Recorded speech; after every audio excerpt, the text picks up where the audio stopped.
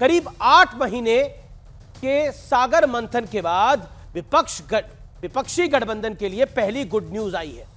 देश के सबसे ज्यादा 80 लोकसभा सीटों वाले सूबे उत्तर प्रदेश में, जहां कांग्रेस और समाजवादी पार्टी का गठबंधन हो गया है, जिसमें अखिलेश यादव की पार्टी 62 सीटों पर चुनाव लड़ेगी और कांग्रेस के खाते में आई है 17 सीट। लेकिन एक तरफ उत्तर प्रदेश से गुड न्यूज आ रही थी, तो दूसरी तरफ दिल्ली में आम आदमी पार्टी और कांग्रेस का संभावित गठबंधन लड़खड़ा रहा था। सूत्रों का कहना है कि 7 लोकसभा सीटों वाली दिल्ली, देश की राजधानी में कांग्रेस ने 4 सीट पर दावा ठोक दिया है, जिसके बाद आम आदमी पार्टी यह मानकर चल रही है कि दिल्ली में कांग्रेस गठबंधन करना ही नहीं चाहती है। लेकिन इसी बीच यूपी के दंगल में ओवैसी की भी एंट्री हुई है और वो कह रहे हैं कि यूपी में अखिलेश यादव को मुसलमानों का भरपूर वोट मिलने के बावजूद वो कोई कमाल नहीं दिखा पाए। यानी वो इशारों में मुस्लिम वोटर्स को यह संदेश दे रहे हैं कि उत्तर प्रदेश में समाजवादी पार्टी से दूर रहिए। लेकिन आज बड़ा प्रश्न है कि क्या यूपी में कांग्रेस और सपा का गठबंधन कमजोर पिच पर मैच खेल रहे विपक्ष के लिए एक संजीवनी साबित होगा।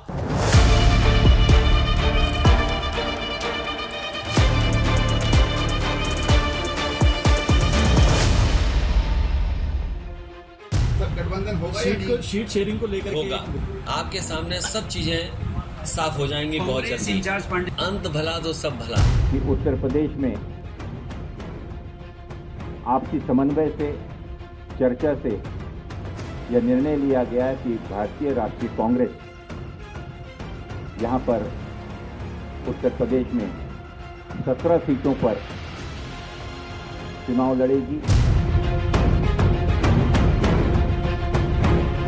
लंबी खींचतान और दोनों तरफ से जहरीले शब्द बाण के बाद आखिरकार यूपी में समाजवादी पार्टी और कांग्रेस का गठबंधन परवान चढ़ गया।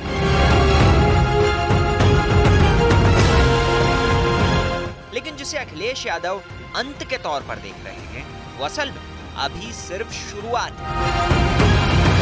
क्योंकि पीडीए के नाम पर समाजवादी पार्टी के खिलाफ ओवैसी ने मोर्चा खोल दिया है। अखिलेश यादव ने 2014 का चुनाव हारा बीजेपी के खिलाफ, 2017 का चुनाव हारा, 2019 का लोकसभा का चुनाव हारा, फिर 2022 का चुनाव हारे। और इन 4 चुनावों में ख़ास तौर से जो पिछला विधानसभा का चुनाव हुआ, इतना मुस्लिम वोट उनको कभी नहीं मिला और उसके बावजूद भी वो बीजेपी को नहीं रोक पाए। पीडीए में आप हैं कहाँ? वो तो पिछड़ा, दलित और आदिवासी पार्टी के ऑफिशियल प्रवक्ता खुद ये कह रहे हैं कि हमारे क्या अल्पसंख्यक नहीं है, तो आप वहां कर क्या रहे हैं? लेकिन यूपी से विपक्ष के लिए गुड न्यूज सामने आते ही दिल्ली में मामला बिगड़ गया। सूत्रों के मुताबिक कांग्रेस ने दिल्ली में 4 सीट मांगी, जिसके बाद आम आदमी पार्टी बिदक गई और गठबंधन टूट की कगार पर पहुंच गया।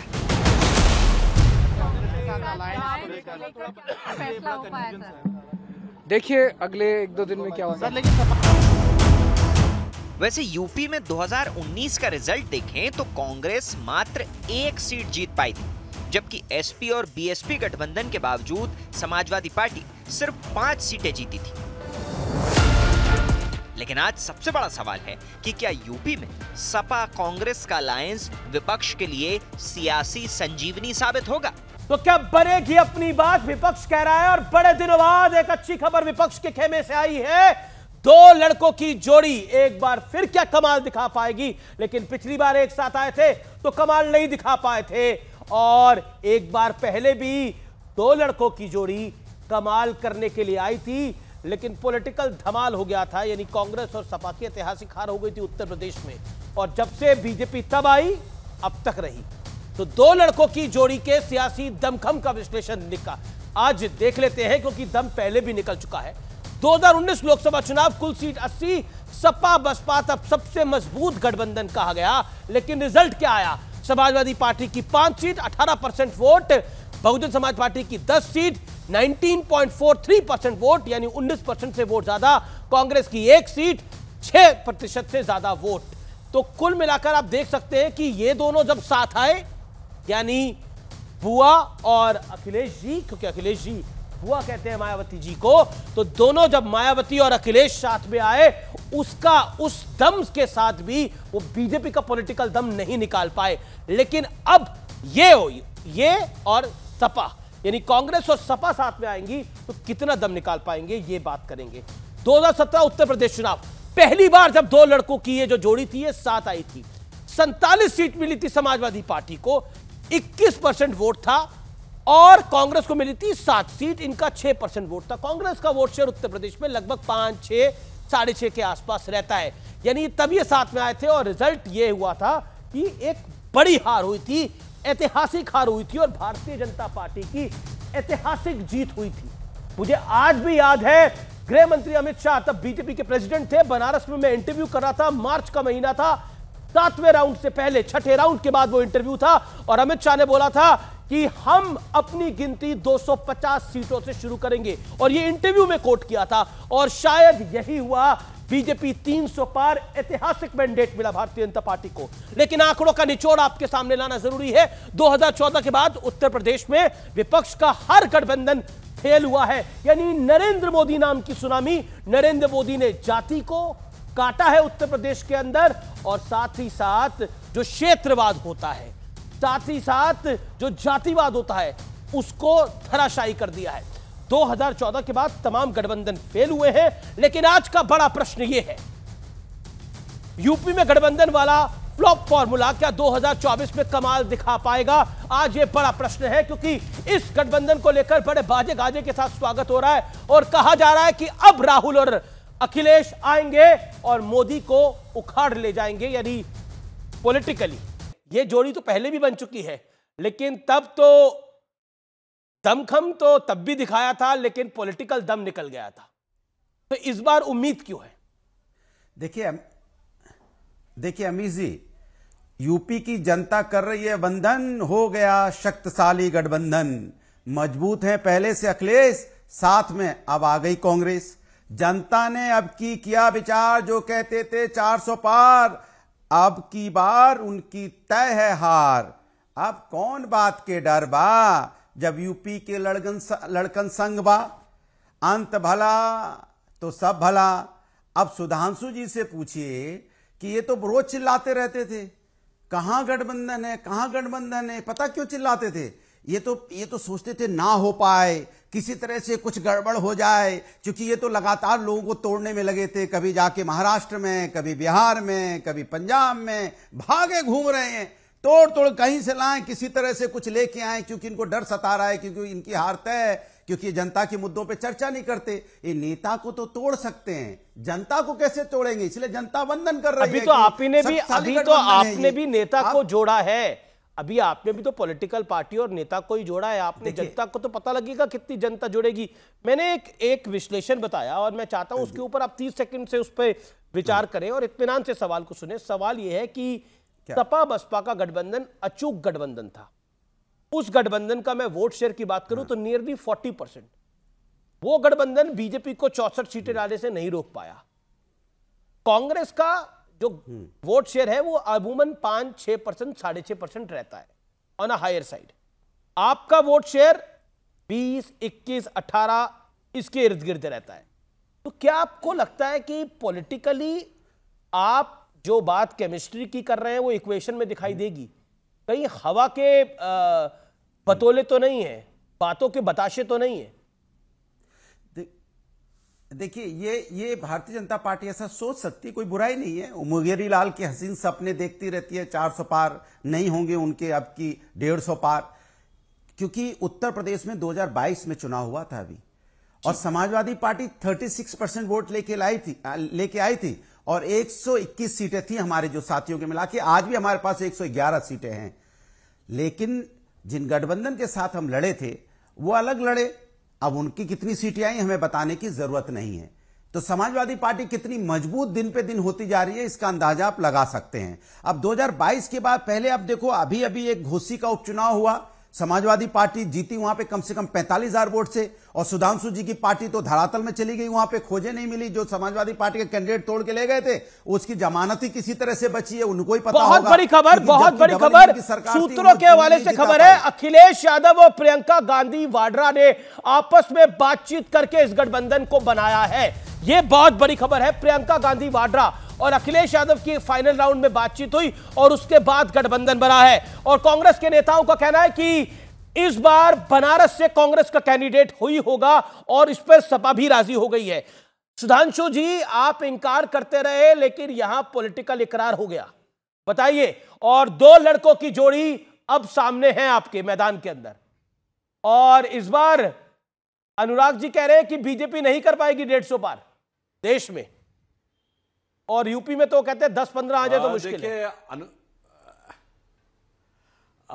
अमित जी, अभी मैं थोड़ा विलंब से ज्वाइन किया, मगर जब अनुराग जी के साथ डिबेट करते हैं तो मैं पूरा सुन नहीं पा रहा था, मगर एक अलग आनंद होता है जी, क्योंकि कानों के साथ साथ आंखों को भी सुख मिलता है, क्योंकि ये भाव भंगिमा और काफी नृत्य शैली में भी अच्छी डिबेट करते हैं। तो मैं देख रहा था और मुझे लग रहा था ये कुछ पंक्ति सुना रहे थे कि हो गया गठबंधन, तो बैठे बैठे मेरे भी दिमाग में बात आई और मैं अनुराग जी से कहना चाहूंगा बिल्कुल बहुत अच्छा हुआ अखिलेश ने वखिलेश वालों के साथ कर लिया गठबंधन। दोनों के जमीर को मैं करता हूं वंदन, क्योंकि चालू ने चिरकुट से, चिरकुट ने चालू के साथ किया है ऐसा गठबंधन कि अब दोनों एक दूसरे का कैसे करेंगे अभिनंदन, यह आने वाला समय बताएगा। परंतु मैं एक यथार्थ की बात भी बताना चाहता हूं। देखिए, दोनों का जो ये अलायंस हुआ है ये पहली बार थोड़ी हुआ है। अरे भाई, अमेठी रायबरेली में सपा बसपा ज्वाइंट ने कैंडिडेट नहीं खड़ा किया था और तब राहुल गांधी जी चुनाव हार गए थे, और सोनिया गांधी जी 1 लाख कुछ हजार वोटों से जीती थी, जो कि सोनिया गांधी जी का न्यूनतम विक्ट्री है। रायबरेली में जो कांग्रेस जीतती रही है जब तो सबसे न्यूनतम मार्जिन ऑफ विक्ट्री था तब जब सपा ने पूरा किया था अभिनंदन। तो मान्यवर, इतना आसान नहीं होता है, क्योंकि जैसा अभी अमीश ने बताया कि दोनों मिलकर एक हुए थे, मगर हमें इस बात की कोई चिंता नहीं है। और एक और मैं अच्छी बात बताऊं, अभी आपने बोला, अब पता नहीं इसमें कितना सच है, कि प्रियंका जी के इनिशिएटिव के ऊपर अखिलेश जी से बातचीत हुई और गठबंधन हुआ। तो यह भी बात एक स्पष्ट हो गई कि भैया अब ये 2 लड़के नहीं, अब बहना और भैया की जोड़ी हो गई है। यानी अब राहुल गांधी जी पूरी तरीके से निष्प्रभावी हो गए, यह भी सिद्ध हो गया। तो अब सोचिए कांग्रेस कहां से कहां तक आई। अमित जी, हम लोग बच्चे थे, 1980 की बात है, जब कांग्रेस सत्ता से बाहर थी, तो कांग्रेस ने नारा दिया था इंदिरा लाओ देश बचाओ। यानी तब कांग्रेस की हैसियत मानी जाती थी कि वो आएगी तो देश बचेगा। अब जब हम लोग जवान हो गए थे, ये 1998 की बात है, 97 के दिसंबर में जब सोनिया जी को लाने की बात थी, तो नारा संकुचित हो गया था, सोनिया लाओ कांग्रेस बचाओ। यानी अब देश बेच गया, कांग्रेस बच जाए। आज अगर आपकी बात सच मानी जाए तो प्रियंका लाओ गठबंधन बचाओ। अरे भैया, एक गठबंधन मिल जाए उतना काफी है। परंतु एक यथार्थ की बात, अनेक प्रकार के परमुटेशन कॉम्बिनेशंस बना के देख लिए गए। ये भी देख लीजिए, मैं एक ही पंक्ति में कहना चाहूंगा कि भैया बबुआ और बुआ जी, भैया बबुआ और बुआ जी, सबका संकट एक है, आएगा तो मोदी ही, चूंकि नियत नेक है। जी जी जी, अनुराग आपको कैसे लग रहा है कि बीजेपी की 150 सीटें आ रही हैं और यूपी में 15 आ रही हैं? आपकी कितनी आ रही है? अपना नंबर बताइए ना, आप कितनी आ रही हैं? लास्ट टाइम आपने 55 बोली थी तो 5 आई थी। तो लास्ट लोकसभा चुनाव में आपने मेरे कार्यक्रम में 55 बोली थी, 5 आई। इस बार देखिए, इस बार 80 पे 80 इंडिया गठबंधन जीतेगा, और भारतीय जनता पार्टी को अभी खोजना पड़ेगा कहां जीते कहां ना जीते। लेकिन एक तो सच है, इंडिया गठबंधन ने, जैसे अनुराग भदौरिया इंडिया गठबंधन के हिस्सा है उत्तर प्रदेश में, हमने कविता पाठ किया, हमारे भारतीय जनता पार्टी वाले भी कविता पाठ करने लगे। माने नृत्य हमारे हिसाब से, अगर हम जो कुछ करेंगे तो वही वो करने लगे। उनको पता है यही करने से अब कहीं कुछ हो सकता है उत्तर प्रदेश में, तभी तो नकल करने लगे ना। यही लोग हैं जो नीतीश जी को क्या क्या कहते थे, फिर उनको अपने गले लगाते हैं। कहते थे नीतीश जी नहीं है अच्छे, और जैसी सत्ता की मलाई देखी, अब लगने लगे हैं आपको बहुत नेक। क्या बात है। तो आपके लिए तो हालत यह है कि जिनको आप भ्रष्टाचारी बोलते हो लेकिन सत्ता के लालच में वो सदाचारी हैं, जिनको आप परिवारवाद बोलते थे लेकिन सत्ता के लालच में वो सब कोई बात नहीं है, सब बातें निराधार हैं। लेकिन आपके साथ समस्या ये हो गई सुधांशु जी, आप जाएं तो जाएं कहां? आप जिस आरोप लेके चलते हो, आरोप सब आप पे साबित हो जाते हैं। ठीक है, गठबंधन जवाब आपका कितने दलों से है, फिर आप गठबंधन पे बोलेंगे कैसे? फिर आप कहेंगे भ्रष्टाचारी, भ्रष्टाचारियों को भी आप अपने साथ ले लेते हैं, फिर बोलेंगे परिवारवाद, परिवारवाद भी आप अपने साथ पार्टियां ले लेते हैं। तो आप एक किस व्यक्ति बात पे बहुत लड़ेंगे? खुश है, वो है विवेक श्रीवास्तव। विवेक श्रीवास्तव बहुत खुश हैं। वो बार बार कह रहे थे देखिए अलायंस होगा, कहीं तो होगा, कहीं तो होगा। वो जब ब्रेक में भी बैठते थे बोलते हैं अमीश जी आपको मैं बता रहा हूं कहीं ना कहीं तो अलायंस होगा और एक दिन अच्छी खबर आएगी। वो एक दिन आज आ गया, अच्छी खबर आ गई। तो विवेक जी, मैं सुधांशु आपको मौका दे रहा हूं। विवेक जी, ये अलायंस अच्छी खबर है और ममता जी के साथ अलायंस टूटना भी अच्छी खबर है और आपका अलायंस ना होना भी अच्छी खबर है। बहुत अच्छी खबर है। नहीं, मैंने तो कल ही आपको कह दिया था कि एक सीट के ऊपर डिस्कशन चल रहा है और फाइनलाइज हो जाएगी, और सपा के प्रवक्ता भी थे और सब लोग, हम लोगों की तरफ से तो तैयारी पूरी थी। और पहली चीज तो दूसरी खुशी ये भी है कि आपको आज लेफ्ट को भी कोई सीट मिली है यूपी में क्या? एक सेकंड, ये में हमारे पास डिटेल नहीं आई है। नहीं, लेफ्ट को भी कोई सीट मिली है उत्तर प्रदेश में क्या? क्योंकि चंद्रशेखर रावण को एक सीट मिली, आप लोगों को तो नहीं मिली मेरे ख्याल से। नहीं तो वो कोई बात नहीं, वो तो देखा जाएगा आगे। अच्छा, कैसे किसको कैसे समर्थन हम दे रहे हैं। आईएनडीआईए इंटैक्ट है, आईएनडीआईए लड़ रहा है और मैं सुधांशु त्रिवेदी को बधाई देना चाहूंगा, कांग्रेचुलेशंस कहना चाहूंगा। सेकंड टर्म में राज्यसभा में आए हैं। मैं आपका आइडियोलॉजिकल प्रतिद्वंदी हूं, लेकिन फिर भी आप एक स्प्लेंडेड प्रवक्ता हैं और मैं आपकी बड़ी रिस्पेक्ट करता हूं। So it is always good when good people come in the Rajya Sabha. हाँ, मंत्रालय कभी मिले तो साइंस एंड टेक्नोलॉजी मत लीजिएगा। आपके मंत्रालय के बाहर सबसे पहले तो लाल झंडा लेके मैं ही बैठूंगा फिर। ठीक इन लाइटर वेन। लेकिन इंडिया, हाँ, आईएनडीआईए का गठबंधन देखिए बढ़ेगा। ये बहुत अच्छा टाइप आगे हुआ है। बिहार के अंदर तेजस्वी और राहुल लीड कर रहे हैं, यहां यूपी के अंदर अखिलेश और राहुल आगे बढ़ चुके हैं और उसमें ज्यादा बाल की खाल निकालना कि बंगाल में ममता लीड कर रही है, बंगाल में ममता लीड कर रही है और कांग्रेस, और दिल्ली में कौन लीड कर रहा है, कांग्रेस या अरविंद केजरीवाल? जैसा एक एक करके बता दीजिए। देखिए, मैं आपको एक विश्लेषण जो मैं नॉर्मली मीडिया के सामने बोलना नहीं पसंद करता। देखिए, सपा का और बसपा का टाइप हुआ था और उससे बहुत सारी उम्मीदें थी पिछली बार, लेकिन बहुत समय से एक दूसरे के खिलाफ इलेक्शन लड़ते आए थे, तो कहीं ना कहीं कैडर जो है वो उस तरीके से तालमेल नहीं बिठा पाया, जिसकी वजह से रिजल्ट पिछली बार अनुकूल नहीं रहा था इस गठबंधन का। लेकिन कांग्रेस और समाजवादी पार्टी का जो गठबंधन है उसमें वो बात नहीं है। एक तो आइडियोलॉजिकली काफी सिमिलैरिटीज हैं, एक जैसे वोट बैंक की बात और अरविंद केजरीवाल, चले आप इतना विश्लेषण करें तो ये भी कह दीजिए ये आम आदमी पार्टी तो कांग्रेस की सरकारें गिरा के आई, तो कैसे करेगी गठबंधन? आप इतना विश्लेषण कर रहे हैं तो मतलब बताइए। देखिए, दो चीजें हैं, पंजाब और दिल्ली दोनों में मैं आपको बता देता हूं, पंजाब और दिल्ली में दो चीजें हैं।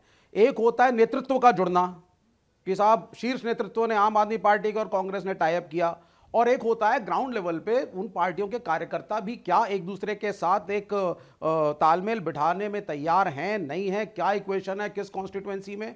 तो कई बार ये जरूरी नहीं होता है कि आप इकट्ठे ही लड़ें, पोस्टपोल समर्थन देंगे सब एक साथ। पॉलिटिक्स में कोई फ्रेंडली लड़ाई नहीं होती है, यही बात आपको बता रहा हूं। एक कैंडिडेट दूसरे को हराने के लिए चुनाव लड़ता है। Okay, Sudhanshu Trivedi, your turn, make your point, respond to Vivek Srivastava and Anurag Bhadauria. देखिए, विवेक जी ने जो भी हमारे लिए सद्भावना व्यक्त की उसके लिए उनका आभार व्यक्त करता हूं, परंतु आगे की जो आपने बात कही भाई साहब, वो साइंस एंड टेक्नोलॉजी के तो आपे लोग विरोध में हो जाते हैं।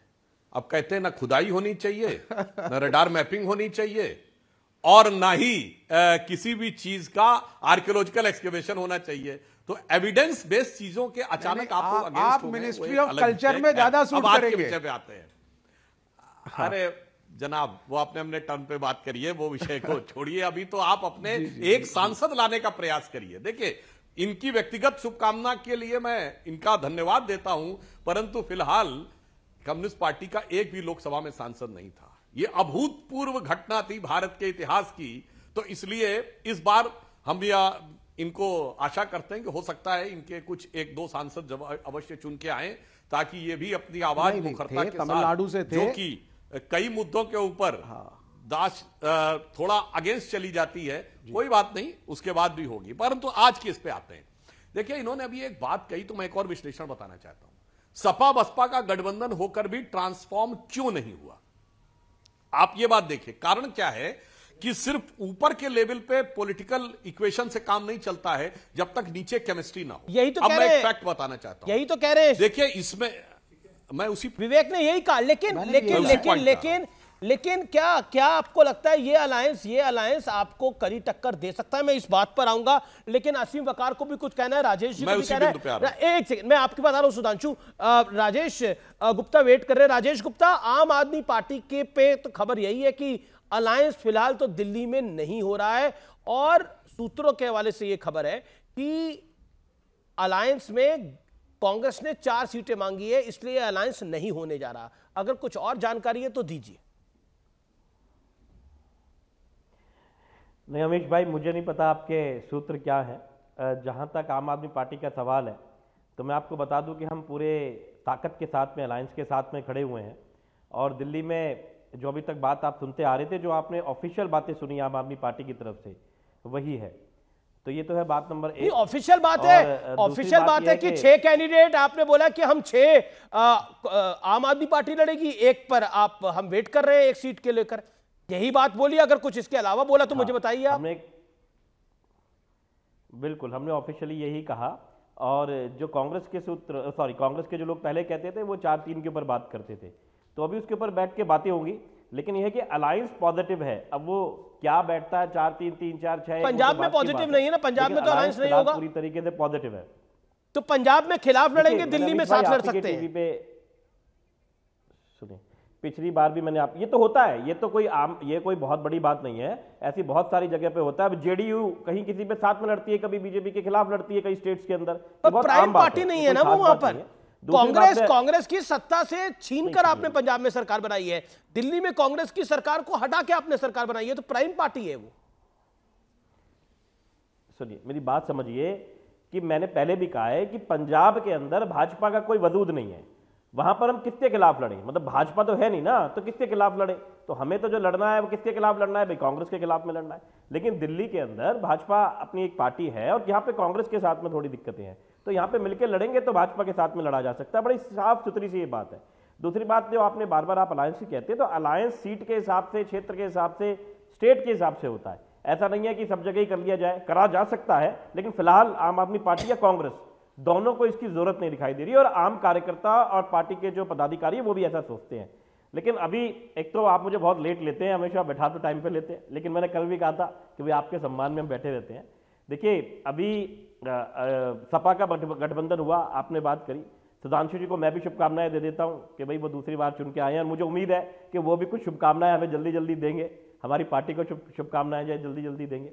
और जो अभी बात हो रही थी कि मतलब इतनी सारी कविताओं में बात होती है, लेकिन मेरे सुधांशु भाई बार बार ये है ना कि टीवी पे जितनी मर्जी फेंक, लेकिन जमीन पे क्या सच्चाई है वो जरा आके देख। और जनता क्या चाहे ये आप सिर्फ अरविंद केजरीवाल जी से सीखो। हम चाहे इतनी बड़ी पार्टी नहीं है, चाहे राष्ट्रीय पार्टी बनी, 2 स्टेट्स में हमने सरकार बनाई, लेकिन आप देखिए, आपने कल का मेयर का इलेक्शन देखा। मतलब आज अरविंद जी ने जिस तरीके से बताया कि ये तो भगवान तो सच बताओ तो हमारे साथ है। आप सोचिए कितने इलेक्शंस ऐसे कैसे हो जाते होंगे। लेकिन चंडीगढ़ के चुनाव में जो सुप्रीम कोर्ट ने बताया, और जो मैंने और सुधांशु भाई ने भी देखा। देखिए, मैं मानता हूं कि सुधांशु भाई कम से कम इनका जमीर जगा हुआ है, मैं उन लोगों में से इनको मानता हूं। आप बताइए कैसे उसे जस्टिफाई करेंगे? जो वहां पे अनिल मसीह ने करा, जो भाजपा के कार्यकर्ता थे, किस तरीके से एज अ प्रिसाइडिंग ऑफिसर हारी हुई बाजी को भाजपा के लिए पलटा। तो मुझे लगता है सुधांशु भाई को जरूर बोलेंगे, मेरा उन पे इतना यकीन है। ओके, डॉक्टर त्रिवेदी, और आपको सबसे लास्ट नहीं लिया, अभी असीम वकार वेट कर रहे हैं, असीम वकार वेट कर रहे हैं, आपको लास्ट में नहीं लिया मैंने। ओके, बोलिए डॉक्टर त्रिवेदी। नहीं, मैं तो आपके वेट में बैठा हूं सर। जी, देखिए इनकी दोनों बातों का उत्तर देता हूं शुरू से। पहली बार आपने कहा अगर आप एक भी हो जाएं मान्यवर, तो दिल्ली में पता है भाजपा का पिछले चुनाव में कितना वोट था? 56%, कांग्रेस का 22% और आम आदमी पार्टी का 18%। यानी हम 56% वोट पे दिल्ली की 7 सीटें जीते थे। तो अगर उसको आंकड़े को माने तो आपके मिलने न मिलने से कोई फर्क नहीं पड़ता। मगर आपने कितनी मजेदार बात कही, आपके केजरीवाल जी कह रहे हैं कि साहब हम वोट चुरा लेते हैं, इसलिए कैसे कैसे रिजल्ट आते हैं। अच्छा, तभी आप दिल्ली में 90% और पंजाब में 90% सीटें जीत जाते हैं। मतलब गजब का आप तर्क दे रहे हैं। 67 और 63, 62 सीटें 70 में, जो भारत के इतिहास में आज तक किसी ने 70 में 67 सीटें नहीं जीती, और वो कहते हैं वोट चोरी हो गई। जनाब, चोरी वो नहीं हो गया, चोरी आप लोगों की विचारधारा हो गई, जो कांग्रेस के साथ मिलकर नहीं कहते थे। अब दूसरा एक बात कहता हूं, आपने कहा चंडीगढ़ का निर्णय, उस पर भी मैं बोलता हूं, मैं उससे बचने का प्रयास नहीं करूंगा। देखिए, जो सुप्रीम कोर्ट ने निर्णय दिया है वो शिरोधार्य है, और सर्वोच्च न्यायालय के निर्णय के बाद ना हमें टीका टिप्पणी करनी चाहिए, ना आपको, चाहे हमारे विरुद्ध आया तो भी हमें कोई टीका टिप्पणी करने का अधिकार नहीं है। पर एक सवाल जरूर उठता है, न्यायालय के निर्णय किया है और जो गलत होगा उसके लिए सजा होती है, उसके लिए माफी नहीं होती। पर अब इसके बाद मैं चाहूंगा कि एक मिनट इंडी गठबंधन वाले सारे उस बयान के लिए माफी मांगे जो राहुल गांधी ने इंग्लैंड में जाके कहा था कि भारत में डेमोक्रेसी फिनिश हो गई। सुनिए मेरी चुनाव चंडीगढ़ में आपकी बात नहीं है, बताइए अनुराग, आपकी बात नहीं है, आपसे नहीं। अरे बात देश की है, बात देश की है भाई, देश की है। अगर चुनाव में इस तरह की धांधली करेंगे तो ओके। राजेश गुप्ता, अब मैं जवाब दे रहा हूं, सुनिए पूरी बात। एक सेकंड राजेश, एक सेकंड, सुधांशु जी कह रहे हैं कुछ। देखिए, कोर्ट का निर्णय आ गया तो हां या ना का सवाल ही नहीं उठता। कोर्ट ने निर्णय कर दिया, अब निर्णय पे कौन हां या ना बोलेगा, परंतु हां या ना का सवाल वहां उठता है कि अब राहुल गांधी जी को माफी मांगनी चाहिए, जिन्होंने जवाब राजेश गुप्ता, भारत में डेमोक्रेसी खत्म है, और उन्होंने जुडिशरी पर भी उठाया था, उनकी सदस्यता भी सुप्रीम कोर्ट ने बहाल की, और यह निर्णय हम लोगों के खिलाफ आया। तो माफी मांगने का सवाल वहां उठता है जहां राजनीतिक बयान देकर भारत को बेइज्जत करने का प्रयास। ठीक है सुधांशु जी। राजेश जी, सुधांशु जी, जेपी नड्डा साहब ने आदरणीय मोदी जी को और अमित शाह जी को बधाई दी चंडीगढ़ का मेयर चुनाव जीतने के लिए। कैसे जीता ये आपने टीवी पे देखा है। आप ये मत कहिए सिर्फ सुप्रीम कोर्ट का फैसला आया, सबके सामने प्रत्यक्ष को प्रमाण क्या आपने देखा। सुधांशु जी, आप भी जानते हैं, आपकी आत्मा, मैं बार बार कह रहा हूं, मैं जानता हूं आप जो कह रहे हैं वो आपके दिल में नहीं है, आपकी आत्मा कुछ और कह रही है। सुप्रीम कोर्ट ने क्या कहा वो तो बात की बात है सर, वो आपने, मैंने, सारी दुनिया ने देखा कि देश में हम कब गठबंधन करेंगे, कब चुनाव होंगे। भगवान का शुक्र है वो ईवीएम से चुनाव नहीं हुए थे, अगर बैलेट से ईवीएम से हुए होते तो पता नहीं वो गिनते भी कैसे सुप्रीम कोर्ट। आपकी आत्मा जानती है कि ऐसे चुनाव के बाद में जीतने में मजा नहीं आएगा। आप लड़ो ना, आप कहते हो आप इतनी बड़ी पार्टी हो, आपके साथ में विचारधारा है, इतना बड़ा संगठन है, लेकिन फिर भी आपने कहा ना कि दिल्ली में, पंजाब में हमने आपको हराया, गुजरात में जाके हम 5 सीटें लेके आ गए। सुधांशु जी, लड़िए, जमीन पर लड़िए, ईमानदारी से लड़िए, मैं मानता हूं कि मजा आएगा। आप जीतो, हम जीते, वो बात की बात है, चुनाव तो ईमानदारी। ठीक है, sharp reply Sudhanshu Trivedi, sharp reply, then Asim Waqar. Okay Sudhanshu, sharp reply, Sudhanshu Trivedi, sharp reply. मेरा एक गेस्ट वेट कर रहा है, मैं उनको ज्यादा इंतजार नहीं करा सकता। Sudhanshu, sharp reply. मैं सिर्फ शार्प रिप्लाई 3 ही सेंटेंस में देता हूं। मान्यवर, आपने जो फैक्चुअली इनकरेक्ट बोला उस पर बता दूं। पंजाब और दिल्ली में दोनों में आपने कांग्रेस को हराया, हमको नहीं, उनको सत्ता से बाहर किया। दूसरा, आपने कहा ईवीएम होता तो सुप्रीम कोर्ट चेक कैसे करता। आप तो सबसे पढ़ी लिखी पार्टी के नेता का प्रतिनिधित्व करते हैं। 25% ईवीएम वीवीपैट वेरीफाइड होती हैं, जिनमें सारा वीवीपैट के थ्रू चेक किया सकता है, और ईवीएम पे आप 90% जीतते हैं भाई। तो ईवीएम पंजाब में सही है, हरियाणा में खराब है, दिल्ली में सही है, हिमाचल में, दिल्ली के उत्तराखंड में खराब है, हिमाचल में सही है, यूपी में खराब है। अरे भाई सुनिए, तो अब देखिए गलत बात है, पूरी बात करनी, मैं किसी के में नहीं बोलता। अरे भाई मैं किसी के में नहीं बोलता, गलत बात है। अब देखिए जहां इनका मोटे फैक्ट आया, आप बीच में डिस्टर्ब करने लगे। सुनिए, ईवीएम राजस्थान में 2018 में सही थी, 23 में खराब है। छत्तीसगढ़ में 18 में सही थी, 23 में खराब है। बंगाल में सही है, असम में खराब है। क्या बताना चाहते जी, लेकिन ये क्योंकि खराब और सही की बात हो रही है, मैं असीम वकार को लेकर आना चाहता हूं। मैं राजेश भाई आपको मौका दे दूंगा, राजेश भाई मैं आपको मौका दे दूंगा। असीम वकार को लेकर आना चाहता हूं, वो काफी देर से इंतजार कर रहे हैं, क्योंकि क्या सही है क्या खराब है। आपको तो पीडीए खराब लग रहा है असीम वकार, आपकी खबर आज सुर्खियों में हर जगह, जो आपने बयान दिया, एआईएमआईएम ने जब बयान दिया, लेकिन इस समय समाजवादी पार्टी और कांग्रेस एक हो गई है। नहीं, देखिए, सबसे पहली बात तो पीडीए का जो नारा है वो समाजवादी पार्टी के राष्ट्रीय अध्यक्ष ने दिया।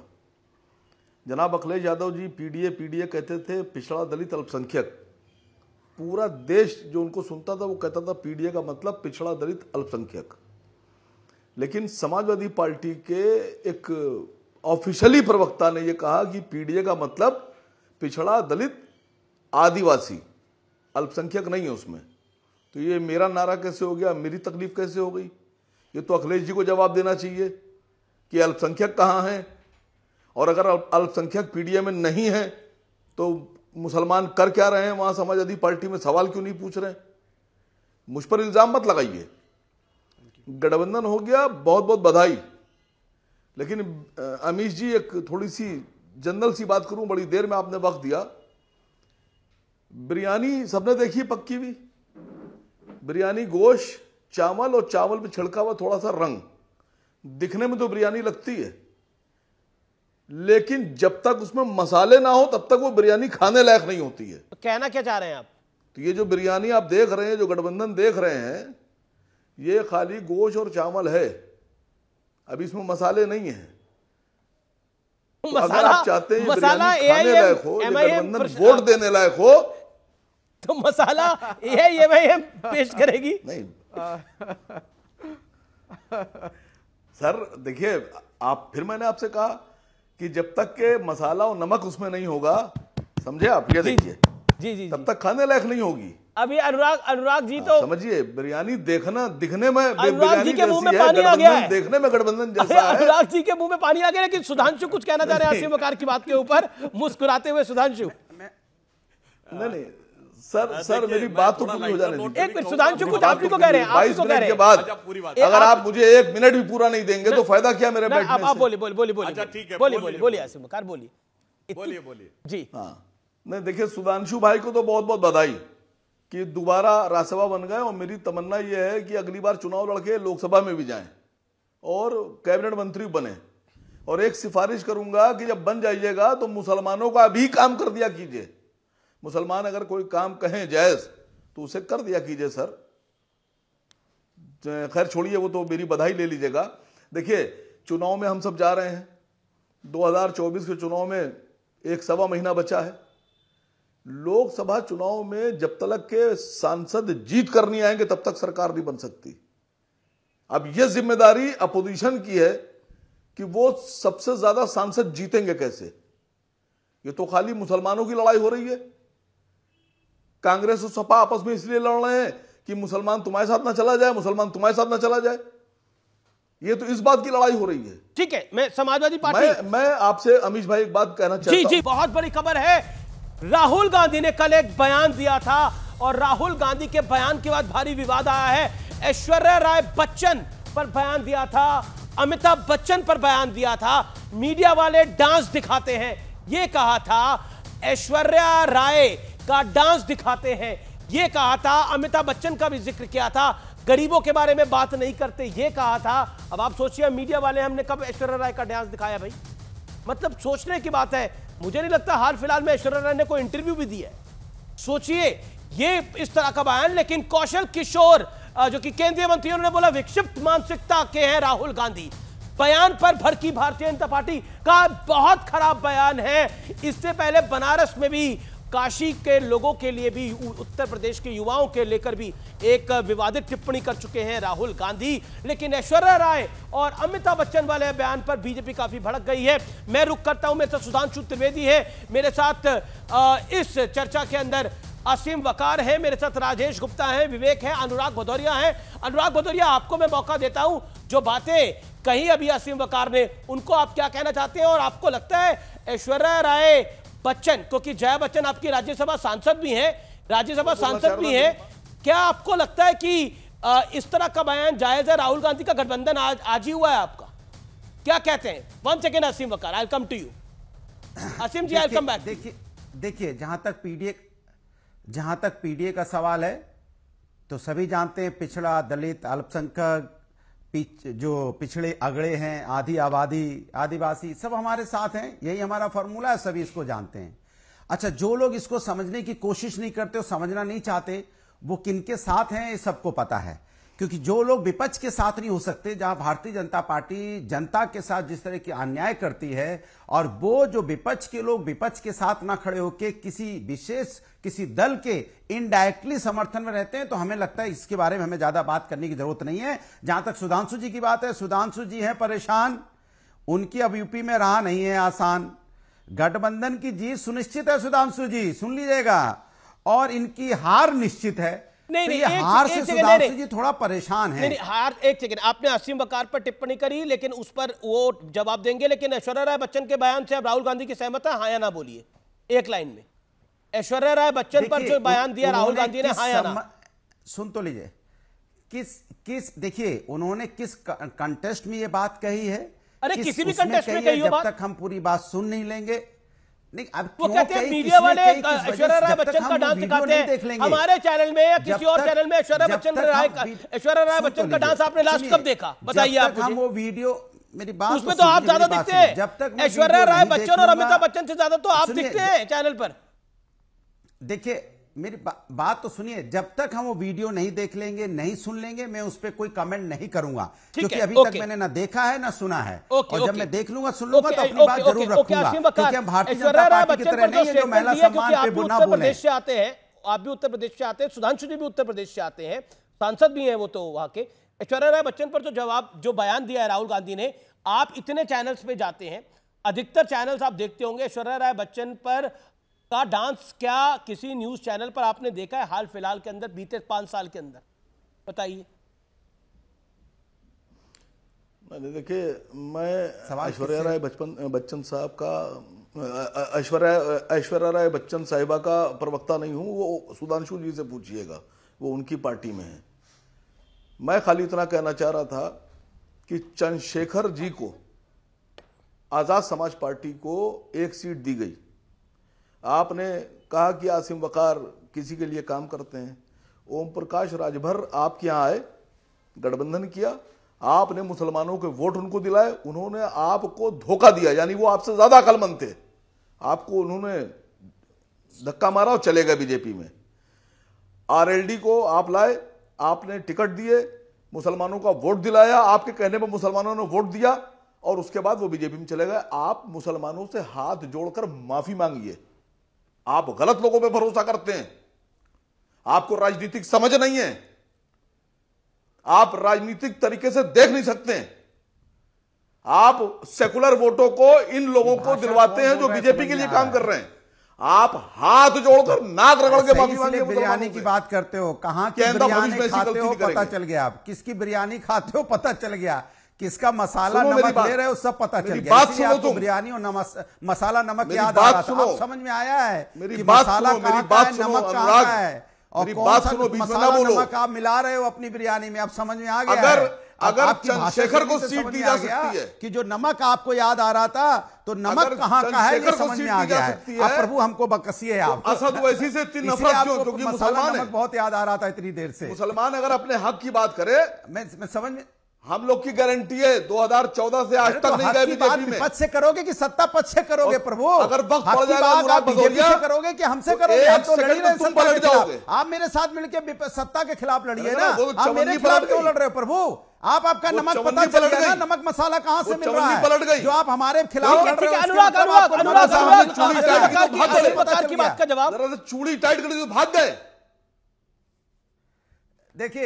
देखिए इनको कहां से नमक मसाला मिल रहा है, जो कह रहे थे बिरयानी में नमक मसाला, अब नमक मसाला इनको कहां से मिल रहा है पता चल गया। अरे हम तो सत्ता पद से लड़ रहे हैं, आप हमसे लड़ रहे हो, इसका मतलब आप किसकी मदद करना चाहते हो? तो नमक मसाला कहां से आ रहा है समझ में आ गया प्रभु, मोदी जी पता चल गया है। आपको करना धरना कुछ है। अब अनुराग को बोलने दीजिए,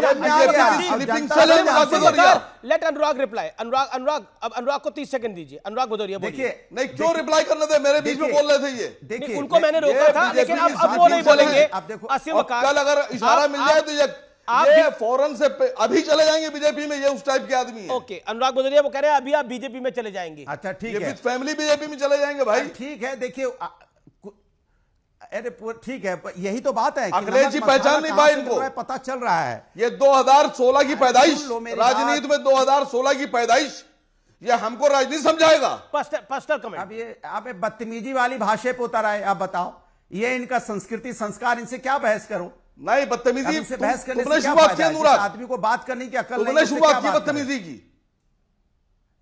अरे क्या तुमने ताम क्या होता है? मैंने तुमने ताम किया क्या? अगर चाहते हो कि शराफत से बात हो तो शराफत से ही बात किया करो मुझसे। अरे कौन हो यार तुमसे शराफत से बात करें? कौन हो फालतू बकवास मार रहे हो बेवजह?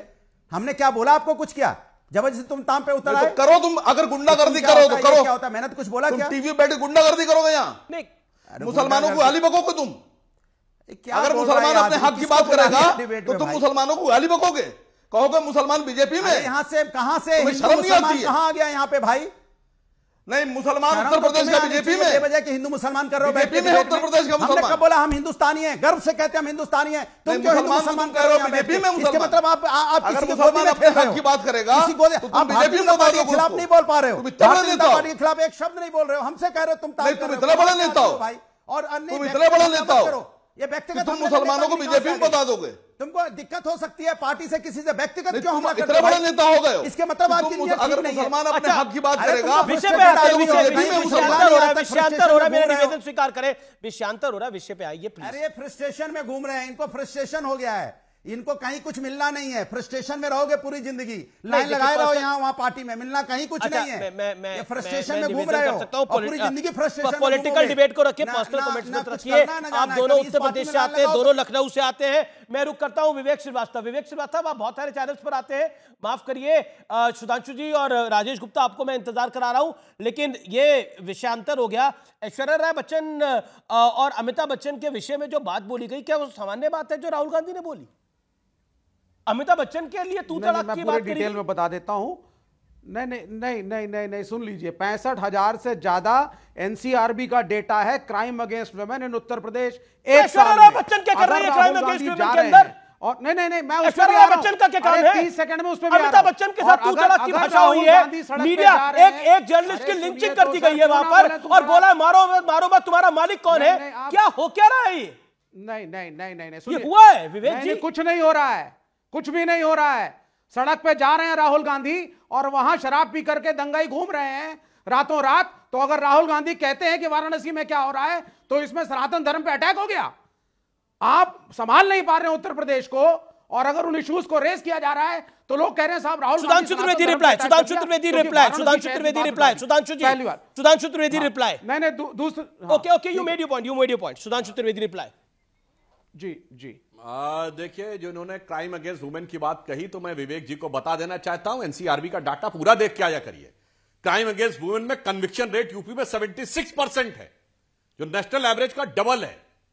तो यह भी समझना चाहिए, सबसे प्रॉम्प्ट अगर क्राइम अगेंस्ट वुमेन में कन्विक्शन करवाने में, यानी कोर्ट के द्वारा कन्विक्ट करके कार्रवाई करने में, तो वो है। और बड़ा सनातन धर्म की बात आपको याद आ गई भैया। आपका एक गठबंधन सहयोगी चेन्नई में कॉन्फ्रेंस करता है, इरेडिकेशन ऑफ सनातन धर्म। सनातन धर्म यानी हिंदू धर्म का समूल नाश। और राहुल गांधी कहते हैं कि आपके नैरेटिव की बात कर रहा हूं कि राहुल गांधी अगर फेस करते हैं तो आप लोग सनातन करते हैं। ये अनफेयर है। Okay, Sudhanshu make your point, वो 20 सेकंड नहीं बोले। सुधांशु मेक योर पॉइंट लगता है, हाँ बस 20 सेकंड में। देखिए, अभी जो अनुराग जी और असीम वकार जी के बीच में दिखा ना, उसका मैं आपको राजनीतिक निहितार्थ बता देता हूं। एमवाई गठबंधन वालों ने कांग्रेस आई के साथ जो गठबंधन किया, उसका मुख्य कारण एम है। और वसीम वकार जी की पार्टी में 2 बार एम है, MIM। और लाइटर नोट पे कहूं, अभी इन्होंने बिरयानी की बात दोनों ने कही, तो जनाब हम तो वेज बिरयानी वाले हैं, तो वेज बिरयानी को आप 2 पार्ट में डिवाइड कर दीजिए तो दोनों के हिस्से में बराबर बराबर आती है। मगर जो नॉन वेज बिरयानी वाले हैं, सुनिए अमीश जी, उनमें समस्या रहती कि वो पीस कहीं ऐसा ना हो, 2 हिस्से में पीस एक ही तो होते हैं नॉन वेज वाले, वो कौन ले जाएगा? झगड़ा इस बात का है। अच्छा, आप सब बिरयानी की बात कर रहे हैं, शाम मतलब रात का समय हो रहा है, हमारे व्यूअर्स को भी भूख लग गई होगी, लेकिन राजेश गुप्ता हमारे व्यूअर्स को भी भूख लग गई होगी, लेकिन राजेश गुप्ता, देखिए, आप कहते हैं कि देखिए सुप्रीम कोर्ट ने लोक लाज बचा ली लोकतंत्र की। सुप्रीम कोर्ट को आप अभी मान रहे हैं, लेकिन मनीष सिसोदिया के केस में, सत्येंद्र जैन के केस में, संजय सिंह जी के केस में नहीं मानते। तो सिलेक्टिव अप्रोच तो आपकी भी है ना? अरे अमीश भाई, हमने कब सुप्रीम कोर्ट के खिलाफ बोला? सुप्रीम कोर्ट ने अपने फैसले देती है, गठबंधन वालों ने तो बोला फैसले देती है कानून के हिसाब से। इस बात एक सुनिए मेरी बात को समझिए। सुप्रीम कोर्ट जो कुछ भी बोलेगी वो कानून के हिसाब से बोलेगी, और कानून भाजपा ने PMLA एक्ट में बदल दिया, वो तो केरला हाई कोर्ट ने बोला है। अब आप उसको दिखाते नहीं, और यह बिरयानी की बातें हो रही है। अभी जो मैं बहस देख रहा था, अभी मुसलमान के हक की, अरे भाई सबके हक की बात करो ना, ऐसी बातें करो जो सबके लिए अच्छी हो। हम तो आम आदमी पार्टी वाले हैं साहब, हम तो कहते हैं गरीब की भला हो, मिडिल क्लास का भला हो, अमीर का भी भला हो जाए। देश में रहने वाले, चाहे वह ऐश्वर्या राय बच्चन जी हो, चाहे सोनिया गांधी हमारे यहाँ पर शादी करके आ गई, या वो बेचारी लड़कियां जो उस कुश्ती के लिए रो रही थी, जूते टांग दिए ब्रजभूषण सिंह जी ने उनके साथ में गलत करा। संदेश खली की महिलाओं के लिए भी आवाज उठाएंगे, सम्मान करते हैं, सबकी बात करते हैं। संदेश खली की महिलाओं के लिए भी आवाज उठाएंगे, देश की एक एक लड़की की। सर हम उठा रहे हैं, हम तो बोल रहे हैं, हम तो कह रहे हैं कि जो को उचित जांच हो और जो गलत है उसके खिलाफ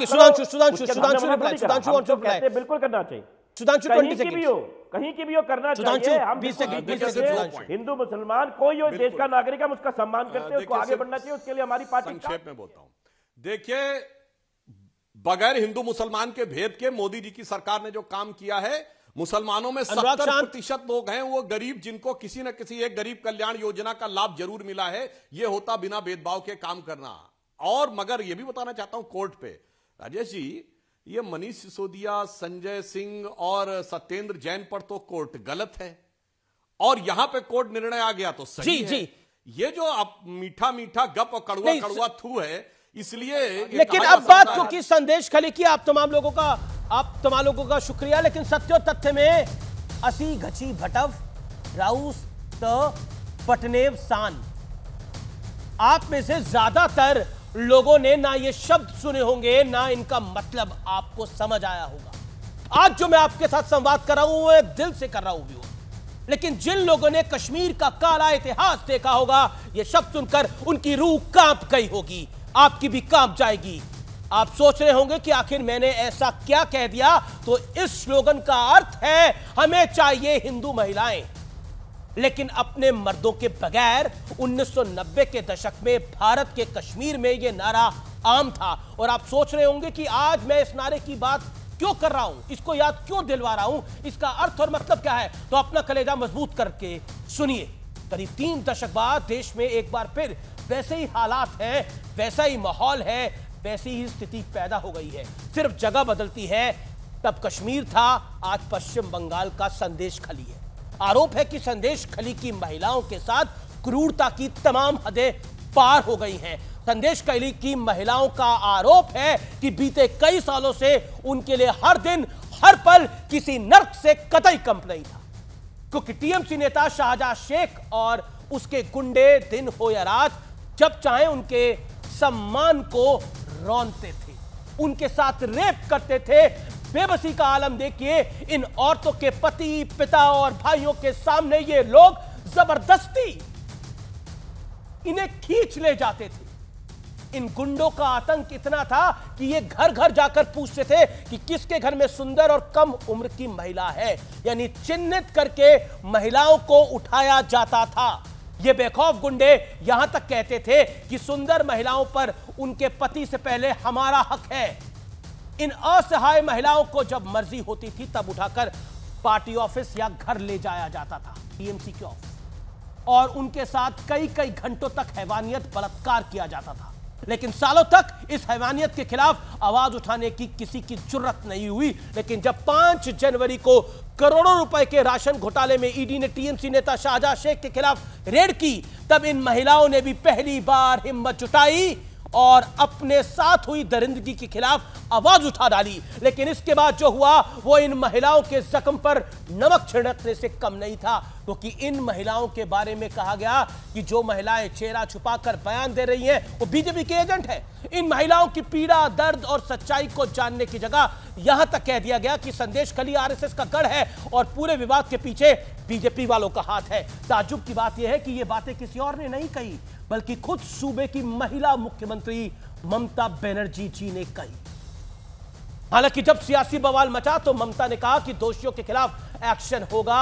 यह तो बंगाल की मुख्यमंत्री की बात हो गई, लेकिन जो नेता ढोल पीटकर दलितों और पिछड़ों की बात करते हैं उन्होंने भी इस बात पर आंखें मूंद रखी। संदेश खली की पीड़ित महिलाओं में कोई आदिवासी थी, कोई दलित थी, तो कोई ओबीसी समुदाय से थी। लेकिन हाथरस से लेकर मणिपुर तक महिलाओं की सम्मान पर जमीन और आसमान एक करने का दावा करने वाले विपक्षी नेताओं की संदेश खली पर खामोशी की वजह वहां की पीड़ित महिलाएं भी जानती होंगी और देश की जनता भी सब कुछ समझ रही है। और इससे बड़ा एग्जाम्पल क्या होगा कि कलकत्ता हाईकोर्ट ने भी इशारों में ममता सरकार पर गंभीर सवाल खड़े कर दिए और यह तक कहा कि शाहजहां शेख कानून तोड़कर भागा हुआ है। और हैरानी की बात है कि जो व्यक्ति इस मामले की असली जड़ है वो पुलिस की गिरफ्त से दूर है। कोर्ट ने यह भी कहा चाहे शाहजहां शेख के खिलाफ हजारों झूठे आरोप हो, लेकिन इनमें अगर एक भी आरोप सही है तो सरकार को उसकी जांच करनी होगी। सोचिए, आजाद भारत के इतिहास में मैंने ना खबर ऐसी कभी पढ़ी है, ना कभी देखी है, ना कभी सुनी है। हाँ, कश्मीर में जरूर हुआ था, अब बंगाल में हो रहा है, और बाकी तो कहना ही क्या।